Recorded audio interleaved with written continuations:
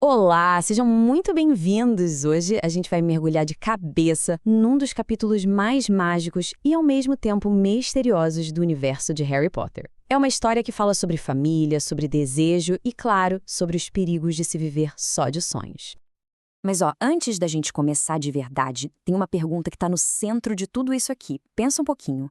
Qual é o desejo mais profundo do coração de uma pessoa? Vamos guardar essa questão porque ela vai fazer todo sentido daqui a pouco. Bom, a nossa história começa com o Natal chegando em Hogwarts. Imagina a cena, o castelo tá todo coberto de neve, sabe? Aquelas lareiras gigantes crepitando, aquele clima gostoso, aconchegante. Mas, ao mesmo tempo, tem um calafrio no ar. Um arrepio que percorre os corredores. E olha, não é só por causa do frio lá fora, não. E parte dessa tensão toda tem nome e sobrenome: Draco Malfoy. Acontece que durante uma aula de poções, lá nas masmorras congelantes, sabe aquele frio que faz o bafo da gente virar fumaça? Pois é. Ali o Malfoy solta uma daquelas provocações dele pro Harry, falando sobre não ter família pra ir nas festas. Com aquele tom arrastado, nojento dele, ele diz: "Tenho tanta pena de todos aqueles que precisam ficar em Hogwarts no Natal porque não são queridos em casa. Pensa no golpe baixo." Só que, por baixo de toda essa coisa de Natal, das decorações e até das provocações do Malfoy, o Harry, o Rony e a Hermione, eles estão numa missão secreta. Eles estão obcecados com isso. Qualquer tempinho livre, lá estão eles, na biblioteca, enfiados no meio de livros antigos, empoeirados, sussurrando entre as prateleiras, tudo isso para tentar descobrir quem é o tal do Nicolau Flamel. Até que, finalmente, chega a manhã de Natal. Lá no dormitório da Grifinória, o Harry acorda e, para surpresa total dele, tem uma pilhazinha de presente no pé da cama. Agora para pensar. Para um menino que nunca tinha ganhado um presente de Natal de verdade na vida, aquilo era um verdadeiro milagre. E o legal é ver o carinho por trás de cada presente simples. Tinha uma flauta de madeira rústica que dava para ver que foi feita à mão pelo Hagrid, uma moeda de 50 pence, que era um lembrete meio frio dos Dursleys, mas também tinha o calor de um suéter Weasley tricotado pela senhora Weasley e uns sapas de chocolate da Hermione. Só que, no meio de tudo, tinha um último pacote, anônimo, embrulhado num papel prateado que brilhava de um jeito meio diferente. Dentro desse pacote, junto com um tecido prateado, super fluido e estranhamente gelado ao toque, tinha um bilhete. A letra era fina, elegante, uma caligrafia que ele não conhecia. E as palavras, nossa, as palavras eram muito poderosas. Elas conectavam o Harry diretamente ao pai que ele nunca conheceu. Era, ao mesmo tempo, uma herança, um mistério e uma ferramenta. Esse presente, como Harry descobre logo em seguida, era uma capa da invisibilidade. E naquela mesmíssima noite, com o coração batendo forte, uma mistura de animação com medo, ele decide usar a capa pela primeira vez, sozinho. O destino dele? A seção reservada da biblioteca. Ele estava decidido a resolver o mistério do Flamel de uma vez por todas. Só que a missão vira um desastre completo, muito rápido. Ele pega um livro, abre, e o livro solta um grito, mas um grito agudo, de gelar o sangue, que ecoa pela biblioteca silenciosa. No pânico, o Harry joga o livro de volta, derruba a lamparina e pronto, tudo fica num breu total. E para piorar, ele ouve os passos apressados do Filch chegando. Ele sai correndo e passa invisível por um tris, bem por baixo do braço do zelador.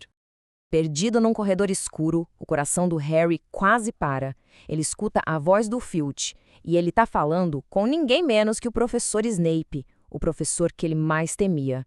Os dois estão perto, muito perto, tão perto que o Harry podia esticar a mão e tocar neles, enquanto eles procuravam pelo invasor.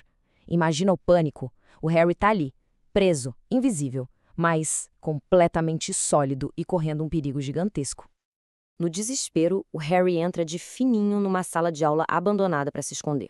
E lá dentro, no meio das mesas e cadeiras todas empoeiradas, ele encontra uma coisa que com certeza não pertencia àquele lugar. Era um espelho, mas não um espelho qualquer. Era magnífico, ornamentado, alto até o teto, com uma moldura de ouro toda trabalhada, apoiada em dois pés que pareciam garras. E lá no topo da moldura tinha uma inscrição bem esquisita, com as letras todas ao contrário. O Gesed Stra Erro Oit Ubi Cafro Oit On Woshi. O que isso podia significar? O mistério só aumentava. O Harry chega mais perto, né? Ele estava esperando não ver reflexo nenhum. Afinal, ele estava invisível. Mas o que ele vê no espelho faz ele levar as mãos à boca para não gritar. Não era o reflexo dele, eram outras pessoas. O que será que ele viu que deixou ele tão chocado assim? A família dele. Pela primeira vez na vida, o Harry viu o rosto dos pais. Um homem alto, magro, com o mesmo cabelo bagunçado que o dele, e uma mulher com olhos verdes brilhantes, iguaizinhos aos dele. E eles estavam sorrindo para ele. Atrás deles, avós, tios, uma multidão de parentes, todos olhando para ele com amor. Foi um momento de alegria pura, mas também de uma tristeza que doía o peito. Ele ficou completamente obcecado com aquilo, tanto que na noite seguinte, o Harry acorda o Rony e leva ele de volta para a sala secreta. Ele estava desesperado para compartilhar aquela visão, para mostrar para o Rony a família que ele nunca conheceu. E é aí que a gente entende o verdadeiro poder do espelho. Porque o Rony não vê a família do Harry. De jeito nenhum. Ele se vê sozinho, mas diferente. Ele tá mais velho, usando o distintivo de monitor-chefe, é o capitão do time de quadribol e tá segurando a taça das casas. Finalmente ele tá brilhando mais que todos os irmãos mais velhos. O espelho mostra a verdade mais profunda de cada um. O Harry quer pertencer, quer uma família. O Rony quer reconhecimento, quer ser o melhor. O Harry simplesmente não consegue ficar longe do espelho. A atração é forte demais. Na terceira noite, ele volta de novo, sozinho. Ele precisava ver os pais mais uma vez. Só que, quando ele chega lá, encontra Albus Dumbledore esperando por ele, sentado tranquilamente no escuro. E é nesse momento que o Dumbledore explica o que é, de fato, aquele espelho. O nome, o Jezid, é simplesmente desejo escrito de trás para frente. Ele revela que o espelho não mostra o futuro, não mostra a verdade. Ele mostra nada mais, nada menos que o desejo mais profundo e desesperado do coração de quem olha para ele.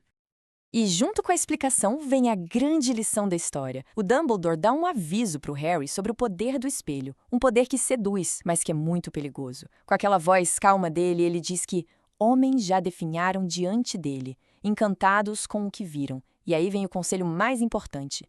Não faz bem viver sonhando e se esquecer de viver. Lembre-se disso. Mas antes do Dumbledore ir embora, o Harry, juntando toda a coragem que ele tinha, faz uma pergunta bem pessoal para o diretor. Ele quer saber o que o homem mais sábio e poderoso que ele conhece mais deseja no fundo do coração. E a resposta do Dumbledore é curiosa, simples, talvez até um pouco evasiva. Ele diz que se vê segurando um par de meias grossas de lã. E ainda comenta que as pessoas vivem dando livros de presente para ele no Natal, mas que meias, bom, nunca são o suficiente. É uma resposta que deixa o Harry, e a gente também, com a pulga atrás da orelha.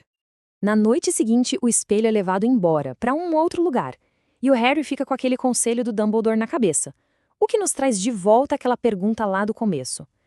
Agora que a gente sabe o segredo do espelho de Ogézide, o que será que uma pessoa veria refletido ali?